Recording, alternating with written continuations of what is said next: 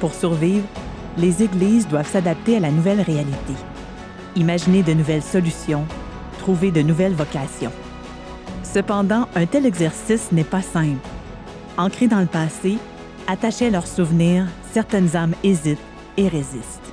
Mais la foi ne reviendra pas pour payer les factures. Il faut alors les consulter, penser, proposer et surtout, les amener à accepter de changer.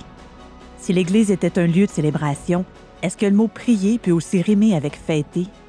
Peut-on imaginer que la culture puisse venir en aide à la foi? Ou encore, s'il est possible d'amener les gens à vouloir se côtoyer en chantant, l'Église pourrait-elle redevenir le cœur d'une communauté enchantée?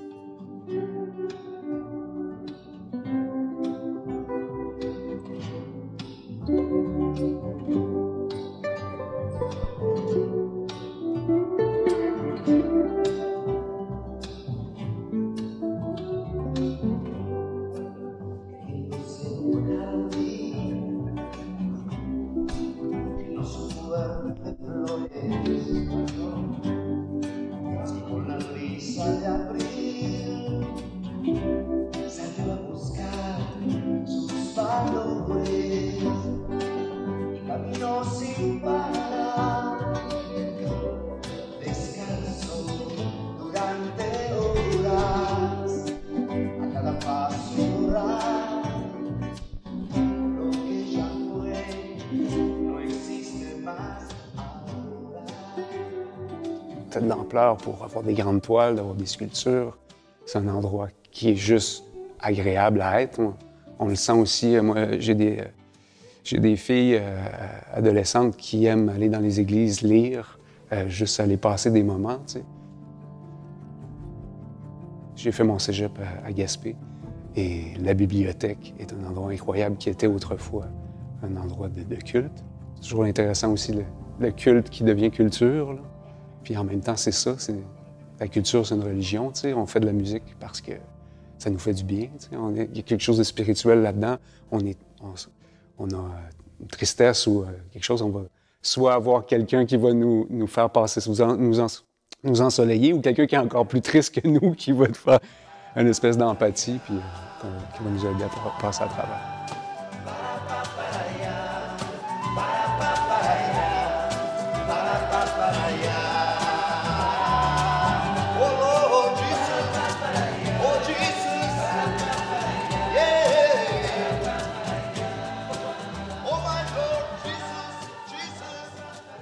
C'est des beaux bâtiments. Même au niveau de la sécurité civile, il arriverait une catastrophe. Si l'église est belle, elle est entretenue, elle est solide, elle est sécuritaire, c'est un beau lieu de rassemblement. Là. On se retrouve pour prier, mais on peut se retrouver aussi pour fêter, on peut s'y retrouver pour se retrouver, justement. Mais il faut que les gens soient participants au projet. Dans l'accueil, d'abord, puis après ça, d'y participer, d'être là, puis de dire hey, c'est nous autres, ça. C'est nous autres, on est au BNL, on n'est pas une menace. C'est pas quelque chose, il n'y a personne qui se met de l'argent dans les poches. Maintenant, le perron d'église, il est ailleurs. Il est sur les quais, mais il y a moyen que le perron d'église redevienne le perron d'église. Il y a des gens qui sortent de voir un spectacle, qui viennent assister à une conférence. Il y a d'autres choses à faire dans l'église. Il faut que les églises s'adaptent, il faut qu'ils s'ouvrent pour survivre, pour donner une nouvelle vocation aussi, je dirais. Il y a moins de fervents qui viennent donc à l'église, donc c'est dur à entretenir. C'est des gros bâtiments, c'est des super beaux bâtiments qui font partie du patrimoine. L'église ici, sur le Cap, c'est une des images les plus photographiées en Gaspésie. Une première chapelle est construite à Grande-Vallée en 1863. En 1906, le territoire devient une paroisse placée sous le patronage de Saint François-Xavier. En 1908, l'église est ravagée par un incendie, puis rebâtie en 1910 selon les plans de l'architecte Thomas Raymond.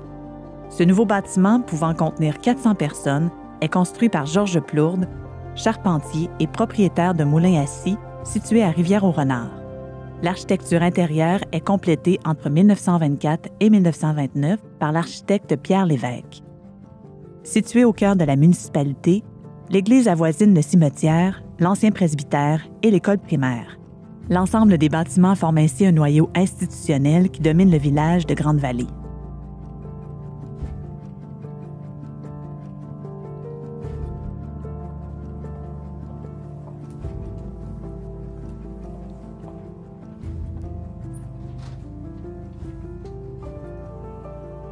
Pour donner suite au village en chanson, nos rencontres, ils ont loué le presbytère avec un montant par année. Et nous avons une allocation annuelle, puis ensuite, bien, on a des sous qui nous arrivent à chaque spectacle.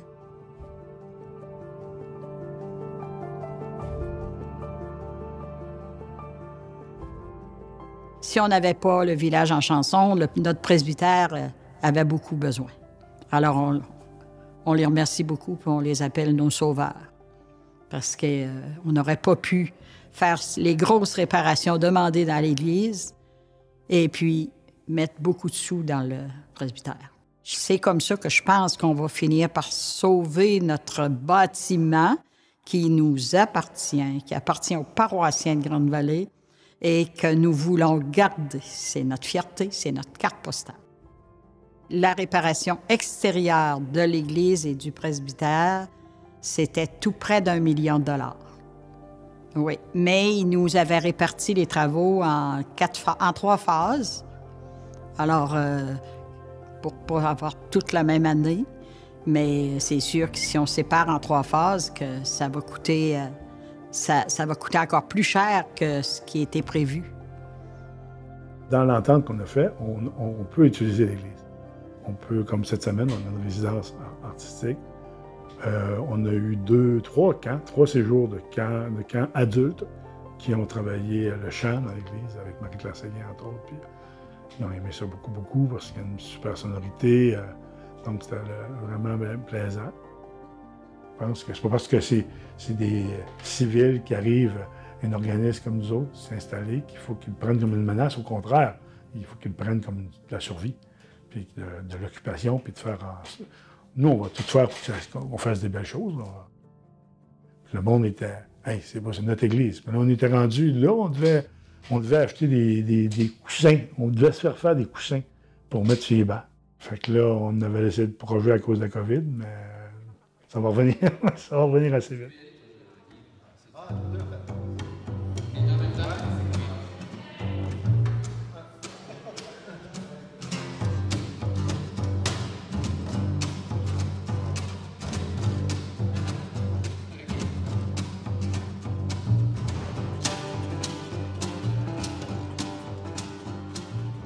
Est-ce qu'on peut sauver les églises? Oui. Faut quand même être conscient que c'est pas tous des bâtiments qui ont été bien construits. J'ai une croyance aussi en cette vibration-là que les objets absorbent. C'est un objet avec lequel on a un attachement, un objet qui n'a pas cet attachement-là. Il y a quelque chose qui est entré à l'intérieur de l'objet, puis à l'intérieur du lieu, bien, je pense qu'il y a ces prières-là, cet espoir-là. Il y a quelque chose qui est intéressant à garder. Là. La même chose qu'on nous, en musiciens, on veut des vieilles guitares qui ont eu du vécu, puis qui ont résonné, puis qui ont eu des belles soirées. Là. Ce qui me vient en tête, c'est des expériences en Europe, là, de voir comment les cloches au Portugal sont encore importantes. T'entends la cloche de 8 heures sonner, puis là, t'entends la scie mécanique partir, puis toute la vie commence, puis à 4 heures, quand ça sonne, puis tout s'éteint. C'est comme c'est comme le métronome de la vie du village. Là. Je pense qu'on a oublié un peu ça, cet aspect-là. Numériquement, là, quand on regarde les fréquences harmoniques des cloches d'église, c'est rempli. Fait que moi, je vais les isoler puis je crée des instruments avec ça. Mais j'ai seulement fait ça avec celle de mon village, Bonaventure, mais ça serait intéressant d'essayer de voir les différentes fréquences harmoniques de chacune des cloches. La façon de jouer sur scène, on voit derrière un micro-condensateur, des micro-condensateurs qui sont sur scène. J'ai découvert cette façon de jouer avec ça, puis les églises permettent encore plus, parce que là, tu as l'effet de réverbération avec justement le focus qui est pris par le micro. Et le fait de jouer avec ces micros-là, c'est juste soutenir le son. prendre le son naturellement envoyé par les instruments, par les voix, puis le soutenir un peu pour l'espace, pour que ça se rende au dernier banc autant qu'au premier. On dirait que c'est l'épicerie qui a remplacé l'église. C'est là qu'on croise qui on ne croise pas au quotidien. Ah, je l'ai rencontré à l'épicerie, souvent, c'est ce qu'on dit. Alors avant que c'était sur le perron de l'église, j'ai croisé. Il y avait eu des moments à Bonaventure ou dans mon enfance où on disait on a remplacé le perron de l'église par les mercredis au musée. C'était des spectacles qui étaient là. T'sais. Fait qu'il y a quelque chose comme ça qui peut être pris en main par l'Église pour garder cette... Parce que des fois, ça désamorce des choses dans une société, tu sais, de juste se voir, OK, hein? Ah, c'est pas ça que je pensais finalement, tu sais, fait qu'il a fait ça pour ça. Puis, des fois, ça peut être des petits moments de contacts sociaux qui peuvent faire une grosse différence.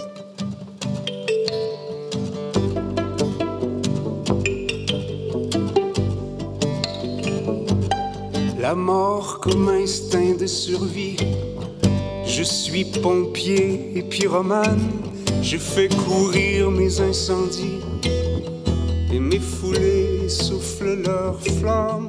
Je crée des vides pour que s'installe un printemps qui remplit de fleurs. L'encre noire soufflée à la paille sur le sol blanc des extincteurs. J'ai mis le feu. C'est sûr que ma culture, d'abord, la culture religieuse, c'est une culture, puis ça va bien avec la culture générale, parce qu'il y a moyen vraiment de faire des trucs intéressants, puis sans dénaturer non plus, puis il y a un côté sacré qui est important. Après, on y va, puis mais il y a un respect à avoir aussi de notre côté. On est très, très conscient de ça, puis on ne veut pas être... mais en même temps, il faut s'adapter parce que là, dernièrement, il y avait une funéraille, puis tous ceux qui sont autour de ça, ils n'ont pas contacté la fabrique, puis ils ne savaient pas que nous, on était là. Fait que là, on s'est adapté. On a fait c'était la première journée de cette résidence-là, mais on l'a faite ailleurs, la première journée, puis on est venu s'installer après. Mais c'est bien le fun, puis je trouve que ça va redonner vie à... Puis après, là, il faut habituer les citoyens à venir. T'sais. Là, j'espère que ce soir qu'il y aura du monde. On en va, c'est sûr, on a invité, puis mais je me dis que ça vaudrait la peine que le monde dise « Hey, c'est à nous autres, ça, puis on va voir là, puis ça va donner une fierté d'aller dans ce bâtiment qui était iconographique, mais relié à la religion, mais là, qu'on s'en sert pour d'autres choses aussi, puis qu'on a la même fierté d'y aller. Tu sais, le monde payait le dîme, mais le monde avait cette préoccupation-là de garder... oui, il y avait de la foi là-dedans, mais il y avait aussi... il y a un côté, je dirais, communautaire. Ici, l'Église, entre autres, à un moment donné, a été repeinte au complet par les citoyens.